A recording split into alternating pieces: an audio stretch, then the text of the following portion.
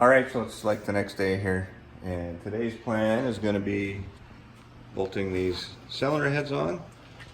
But before we do that, we're going to bolt this new oil pump on. Apparently, the trick with these guys to make sure that the drive gear is centered to the crankshaft is if you take three, in this case, I've got 3,000 thick feeler gauges in there just to take up that slack between the pump gear and the crank, and then we'll torque it down, a little bit of Loctite, and the oil pump will be on. Ready? Yep.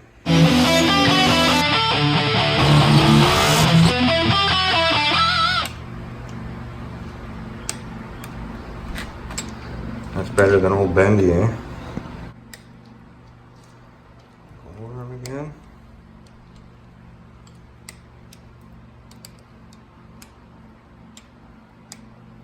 Pull those shims out, careful the sharp.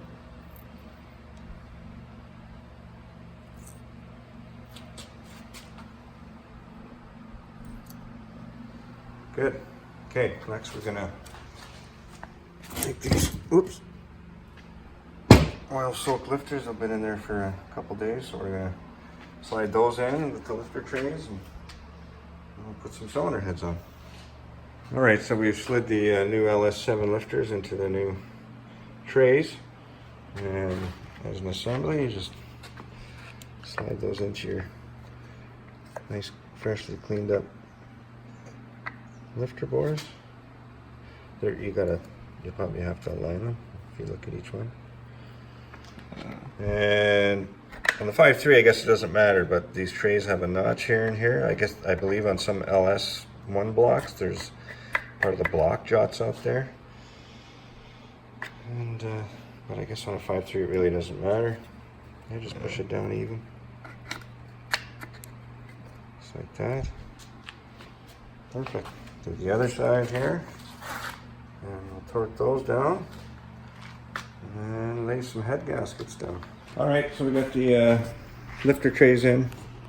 Those went in nice. Those get torqued to like 9 foot-pound or something like that.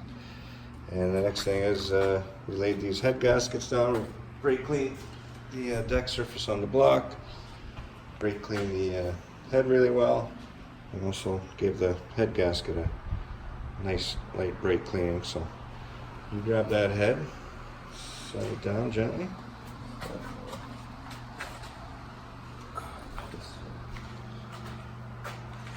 That's right.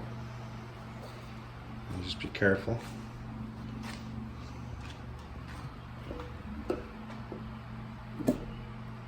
Slides in both dials. All right. Oh, you cracked a smile. All right, we're gonna find the head hardware and give it a clean up, and we'll get torquing. All right, so Riley just finished doing the initial torque on the heads to 22 foot-pound, and the next step is the call it the old compass again, and that's a 2-step. I believe it's.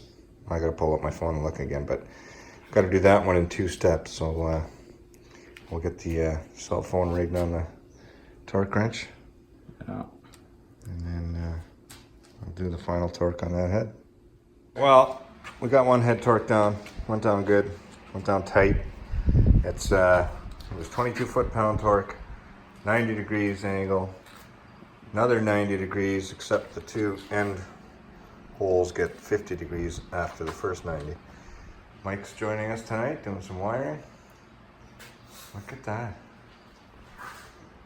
Careful.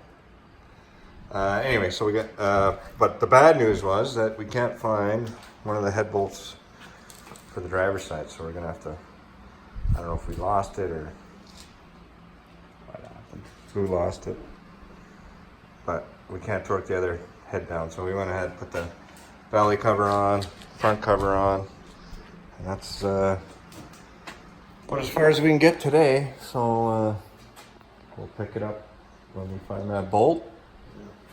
Got to clean the valve train up, slap it on,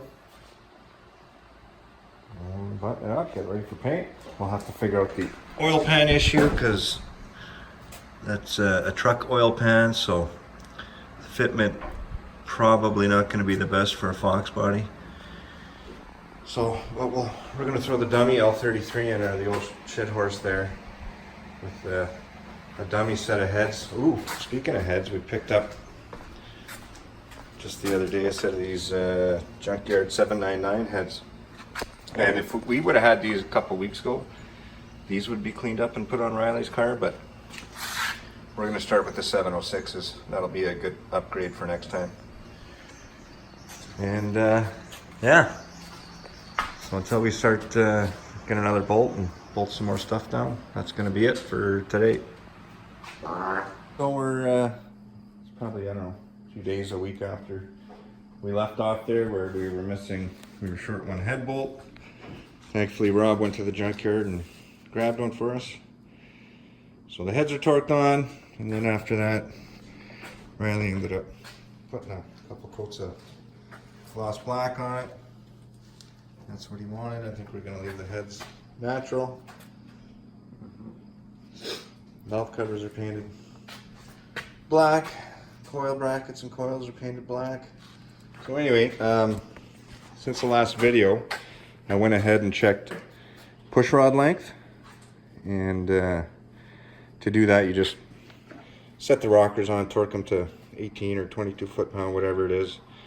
And we have this pushrod checker here, actually from Third Floor Fab sent us this a year or two ago, so thanks for that again. Anyway, what you do is you put that in. It's got the adjustment here,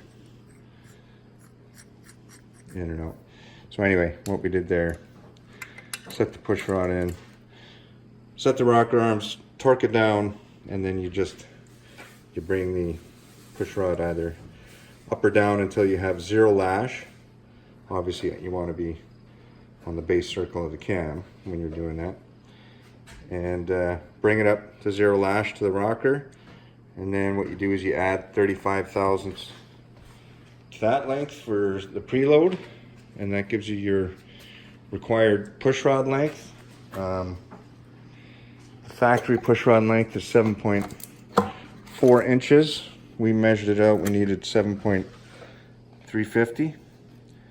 And apparently the reason for that is because of the LS7 lifter we went with. The cup is 50 thousandths higher, therefore requiring a 50 thousand shorter pushrod. So we're going to get the pushrods in today, torque the rockers down, and we'll see what else we get to. Alright, so now we're going to torque down these rockers to 22 foot-pound. We had a quick look at all the rockers, and we noticed this one here on the pushrod end, it's starting to wear pretty bad. So we put a spare we had in there. The rest of them look good, and we'll get those torqued down.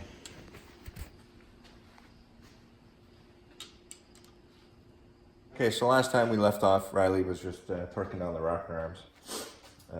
Since then, he's put the valve covers on, coil brackets on, all painted relatively nice. That all looks good. This week, oil pan came. It's a CTSV oil pan. It's supposed to fit into the stock Mustang K member. So it's super nice to be able to put a nice clean oil pan on there. Got the new dipstick. And then next we're going to, rather than get something fancy, I guess we could make something fancy, but in the meantime we're just going to use the factory bracket, which with the truck manifold, hold that for a sec. Yeah, put it how it would usually be. So on a truck usually it sits somewhere about there. Riley wants to use his stock flat hood. That would be too high, so what we're going to do is the same thing we did on the shit horse. We're going to utilize this hole. We're going to trim this out here, which is going to allow the alternator to swing down somewhere like that. And then we're going to put a bracket from here up to, you've got it upside down, like that one will go here. Good. And then once this material is cut away, it's going to allow it to swing down more, and then we'll put a bracket from here to the alternator, and then that's going to allow us to, basically we're going to cut all this stuff out here so it won't be as noticeable. So that's what we're going to do next. Get the saws all out. And we're going to chip away at that thing. All right, so I took the saws to it. I got rid of this. Oh, is that the wrong way? Got rid of that big chunk there. But instead of using a hand grinder and all that, basically we're gonna whittle this down, this even to here. I'm gonna carry this up to here, smooth that in, and then all this here is gonna get removed. So I have a mill at work. I'm just gonna take that to work and mill it off. It'll be way quicker, nicer, and less sweaty. So that's what we're gonna do there. And what's next?